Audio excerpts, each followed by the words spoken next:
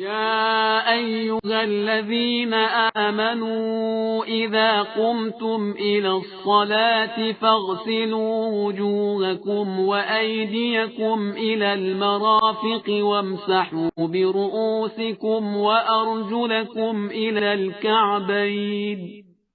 ایمان والو، جب نماز کے لیے اٹھو تو پہلے اپنے چہروں کو اور کونیوں تک اپنے ہاتھوں کو دھو اور اپنے سر اور گٹے تک پیروں کا مسح کرو. بسم اللہ الرحمن الرحیم. الحمدللہ رب العالمین وصلی اللہ علی محمد وآلہ الطاہرین. موضوع گفتگو وضو کے احکام. اب تک ہم نے وضو کے بارے میں کچھ گفتگو کی اور وضو کو پریکٹیکل کر کے دکھایا. اب ہیں وضو کے کچھ احکام. اگر کوئی بہت زیادہ شک کرتا ہو وضو کے بارے میں کہ وضو صحیح ہوا یا نہیں ہوا، پانی پہنچا یا نہیں پہنچا، تو اسے شک نہیں کرنا چاہیے. فقط اس نے پانی پہنچانے کی کوشش کر لی، کافی ہے. لیکن ہاں، قطعاً یہ مراد نہیں کہ رنگ لگا ہوا ہو اور ایسا رنگ لگا ہوا ہو کہ جو پانی نہیں پہنچنے دے رہا، مثال کے طور پر آئل پینٹ، اور پھر کوئی یہ کہے کہ بھئی ہم زیادہ شک نہیں کرتے. تو یہاں پر تو شک نہیں ہے، بلکہ یہاں پر تو یقین ہے کہ پانی نہیں پہنچا اور پانی پہنچانا پڑے گا. لیکن اگر ایسے ہی شک ہوتا ہو، جیسے کہ بعض لوگوں کو دیکھا ہے کہ ہاتھ ملتے چلے جاتے ہیں اور ان کو یقین نہیں ہو پاتا کہ پانی پہنچا یا نہیں پہنچا، تو انہیں شک نہیں کرنا چاہیے. اسی طریقے سے اگر کوئی وضو کر لے اور بعد میں اسے شک ہو کہ میرا وضو ٹوٹا یا نہیں ٹوٹا، تو ایسے شخص کے لیے کہا جائے گا کہ اس کا وضو صحیح ہے، کیونکہ اس کو یقین ہے کہ پہلے وضو کیا تھا اور اب شک ہے کہ وضو ٹوٹا یا نہیں ٹوٹا. لیکن اگر کوئی شک کرے کہ میں نے وضو کیا یا نہیں کیا، تو ایسے شخص کے لیے کہا جائے گا کہ اس کو وضو دوبارہ کرنا ہے. اگر کوئی نماز کے دوران یہ شک کرے کہ میں نے وضو کیا یا نہیں کیا، تو اسے وضو کرنا ہے. لیکن اگر کوئی نماز کے درمیان یہ شک کرے کہ میرا وضو ٹوٹا یا نہیں ٹوٹا، تو وہی پہلے والا مسئلہ، کیونکہ یہ وضو کر چکا تھا اور اب اسے شک ہو رہا ہے وضو ٹوٹا یا نہیں ٹوٹا، تو ایسی صورت میں اس کی نماز صحیح ہے. اگر کسی کو یہ شک ہو کہ ٹوائلٹ تو میں گیا تھا، اس کا تو یقین ہے، لیکن شک یہ ہے کہ وضو سے پہلے گیا تھا یا وضو کے بعد گیا تھا، تو اگر نماز سے پہلے سے یہ شک ہو رہا ہے تو یہ دوبارہ وضو کرے، نماز پڑھے. اور نماز کے دوران شک ہو رہا ہے تو یہ نماز توڑے اور نماز کو مکمل کرے. اور اگر نماز کے بعد اسے یہ شک ہو رہا ہے تو بھی اس صورت میں یہ دوبارہ نماز پڑھے. یہ تینوں طریقے احتیاط کے مطابق ہیں.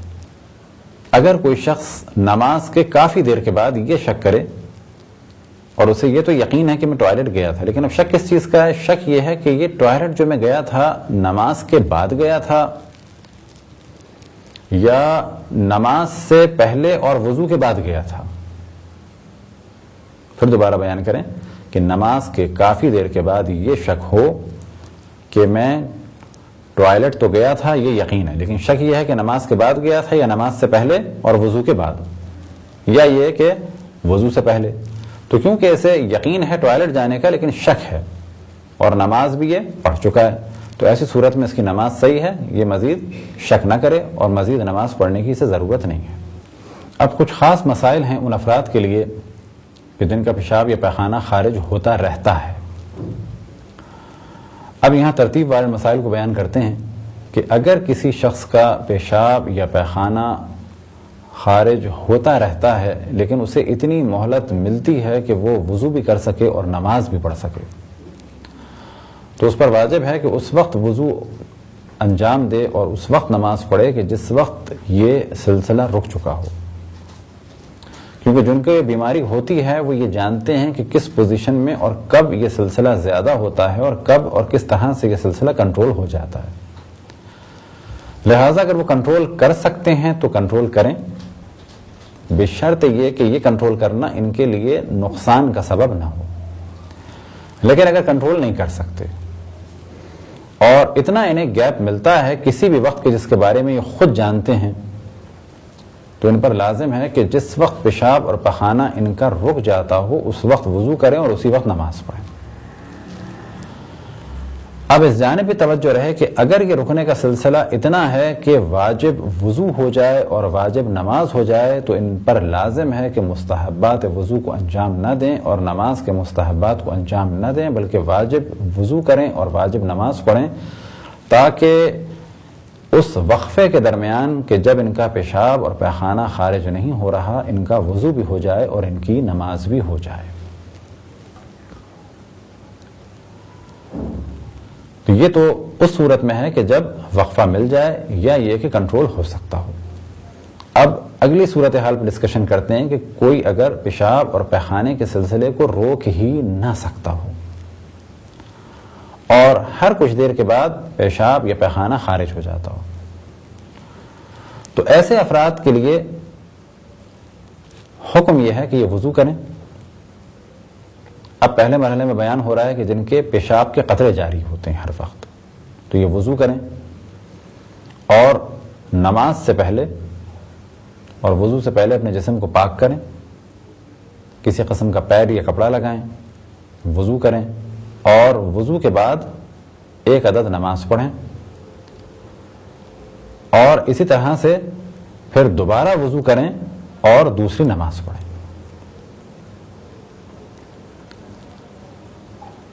لیکن یہ اس وقت حکم ہے کہ جب وضو کرنا ممکن ہو،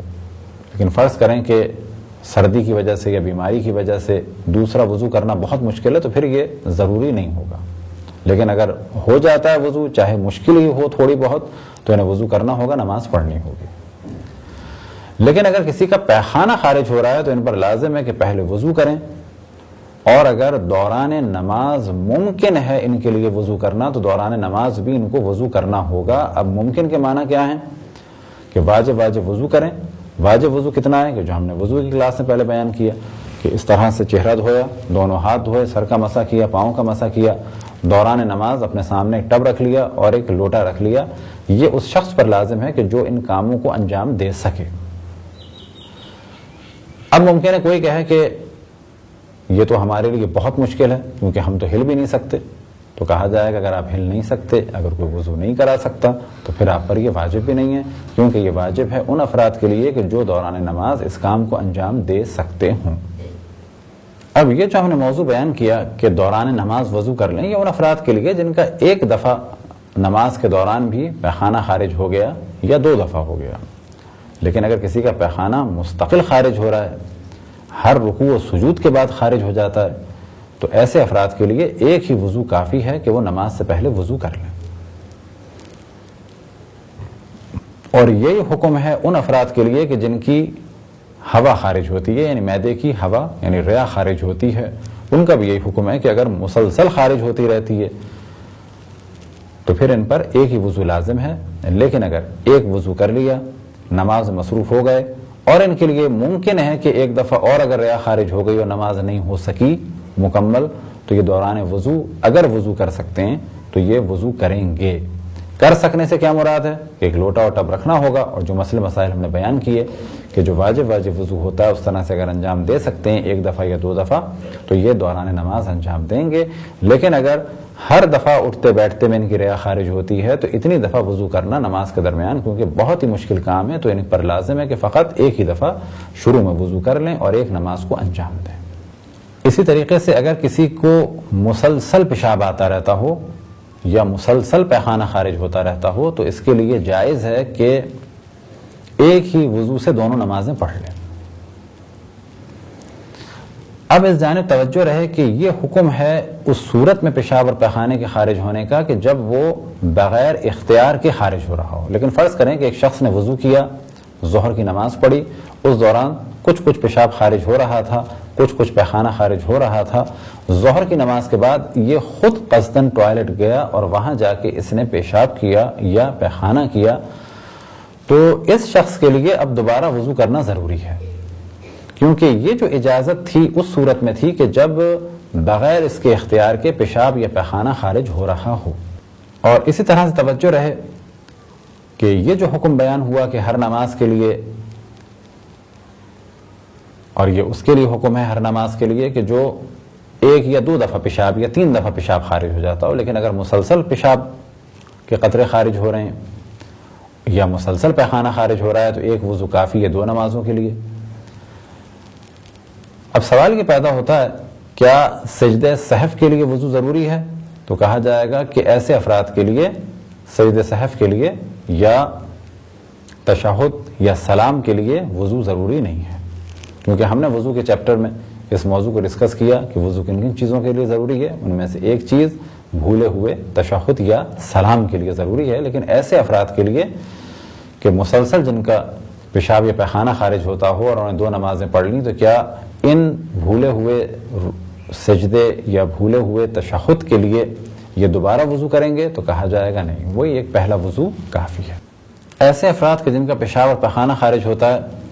ان کے لیے ضروری ہے کہ ہر نماز سے پہلے اپنے جسم کے اس حصے کو پاک کریں گے۔ البتہ نجاست سے بچنے کے لیے جو آج کے جدید دور میں چیز استعمال کی جا سکتی ہے، اگر کسی کے پاس اتنا مال ہے تو پیمپر استعمال کیا جا سکتا ہے، اسی طریقے سے کوئی کپڑا استعمال کیا جا سکتا ہے، اور اس کپڑے سے نجاست باہر نہ نکلے تو پھر ایک پلاسٹک بھی استعمال کی جا سکتی ہے، کپڑے پر پلاسٹک رکھی جائے اور اس کو باندھ لیا جائے تاکہ پیشاب کے قطرے یا پیخانہ کپڑے سے باہر کی جانب خارج نہ ہو اور ہمارا لباس نجس نہ ہو۔ اگر کسی کو اس قسم کی بیماری تھی اور بعد میں یہ بیماری صحیح ہو گئی تو اس نے جتنی نمازیں پڑھی ہیں وہ سب نمازیں اس کی صحیح ہیں، انہیں قضا کرنے کی یعنی دوبارہ انجام دینے کی ضرورت نہیں ہے۔ اب یہاں پر اس جانب توجہ دلائی جائے کہ ہم سب اللہ سبحانہ و تعالیٰ کی نعمتوں کا شکر ادا کریں۔ انہی نعمتوں میں سے ایک نعمت یہ ہے کہ ہم اپنے پیشاب یا پیخانے کو روک سکتے ہیں۔ ہمیں اللہ کی نعمتوں پہ شکر ادا کرنا چاہیے، اور یہ بھی اللہ کی نعمتوں میں سے ایک نعمت ہے۔ اور اگر کوئی اپنے پیشاب یا پیخانے کو نہ روک سکتا ہو اور مسجد یا امام بارگاہ کسی جگہ اس کا پیشاب یا پیخانہ خارج ہو جائے تو اس کو ملامت نہ کریں، اس کی توہین نہ کریں، کیونکہ اس نے یہ کام جان بوجھ کے نہیں کیا، بلکہ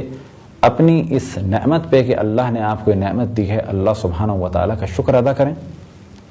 اور اس شخص کے لیے دعا کریں کہ وہ اس بیماری سے نجات حاصل کرے، اور پھر توجہ دلائیں کہ اللہ کی بہت ساری نعمتیں ایسی ہیں کہ جن کی جانب ہم توجہ نہیں دیتے۔ انہی نعمتوں میں سے ایک نعمت ہے اس طرح سے پیشاب اور پیخانے کو روکنا۔ احکام بیت الخلاء میں بھی ہم نے جانب توجہ دلائی تھی کہ مذہب حقہ اہل بیت علیہ الصلوۃ والسلام میں ٹوائلٹ کے لیے بھی دعائیں ہیں، اور یہ تصور کہ ٹوائلٹ میں اللہ سبحانہ و تعالیٰ کا ذکر نہیں کیا جا سکتا، یہ بالکل غلط تصور ہے۔ ہاں اگر اس ذکر کے ذریعے سے اللہ سبحانہ و تعالیٰ کا مذاق بنایا جا رہا ہو تو یہ حرام ہے، لیکن اللہ سبحانہ و تعالیٰ کو یاد کرنا، اللہ سبحانہ و تعالیٰ کا شکر ادا کرنا، حتیٰ شکر ادا کرنا نجاست کے خارج ہونے پہ، اور شکر ادا کرنا حتیٰ جب ہم نجاست کو روکنے پر قادر ہوں، تو یہ ایک بہترین عمل ہے۔ آخر میں 2 اہم مسائل کی جانب توجہ دلائی جائے کہ جن کا ذکر پہلے ہم نہیں کر پائے۔ ان میں سے پہلا مسئلہ یہ کہ جب کہا جاتا ہے کہ چہرے کو دھونا ہے بالوں کے اگنے کی جگہ سے، تو ممکن ہے کچھ لوگ سوال کریں کہ جن کے بال نہ ہوں سر پر تو وہ کیا کریں؟ تو جواب یہ ہے کہ جہاں تک عام پبلک جس حصے کو چہرہ کہتی ہے اور چہرے کی ابتدا کہتی ہے وہاں سے چہرے کو دھونا ہے۔ اسی طرح سے اگر کسی کے بال کافی نیچے تک ہوں تو پھر چہرہ کہاں تک دھونا ہے؟ تو کہا جائے گا جس حصے کو عام پبلک چہرے کی ابتدا کہتی ہو، چاہے بے شک بال یہاں ہیں، اگر یہاں تک پیشانی ہے ہماری اور کسی بیماری کی وجہ سے یہاں پر بال آ گئے تو پھر اس حصے کو بھی دھونا ہوگا۔ بس دار و مدار ہے چہرے کا یا چہرے کی ابتدا کا کہ جسے عام پبلک کہے کہ چہرہ کہاں سے، لہذا کسی کے بال نہیں ہے تو ایسا نہیں ہے کہ سر کے اوپر سے ہاتھ پھیرنا ہے، بلکہ اتنے حصے کو دھونا ہوگا۔ دوسرا موضوع کہ جس کی جانب ہم نے مختصر توجہ دلائی تھی کہ جب سر کا مسح کیا جائے تو اس وقت ہاتھ یہاں تک نہ آئے، یا بالفاظ دیگر ہاتھ کی تری چہرے کی تری سے نہ ٹکرائے، بس مسح کرنا ہے سر کے اوپر والے حصے پہ، یہ سر کا مسح ہو گیا۔ اب اگر یہ ہاتھ یہاں تک آ گیا تو ایسی صورت میں کیا کرنا ہے؟ یہ تو ہم نے پہلے بتایا کہ ایسا نہیں کرنا ہے، لیکن اگر ایسا ہو جائے تو کیا ہے؟ لیکن اگر ایسا ہو جائے تو پھر مسح کرتے وقت اس حصے کو کہ جو چہرے کی تری سے لگا ہے اسے پاؤں سے ٹچ نہیں کرنا ہے۔ تو فرض کریں کہ یہ پاؤں ہے اور یہ حصہ ہمارا چہرے سے ٹکرا گیا تھا اور اب یہاں پر چہرے کی تری یعنی چہرے کا پانی آ گیا ہے، تو پاؤں پہ مسح کرتے وقت اس طریقے سے اگر مسح کریں گے تو وضو باطل ہو جائے گا، بلکہ ایسی صورت میں اس حصے کو کہ جس میں چہرے کی تری آ گئی ہے اسے اس طرح سے الگ رکھیں اور اس طریقے سے پاؤں کا مسح کر لیں تو پھر وضو صحیح ہوگا۔ خداوند تبارک و تعالیٰ سے دعا ہے کہ بحق محمد و آل محمد ہمیں اپنے رسول اپنی حجتوں خصوصاً امام زمان علیہ الصلوۃ والسلام کی معرفت اور اطاعت کی توفیق عطا فرمائے۔ وصلی اللہ علی محمد و آلہ الطاہرین۔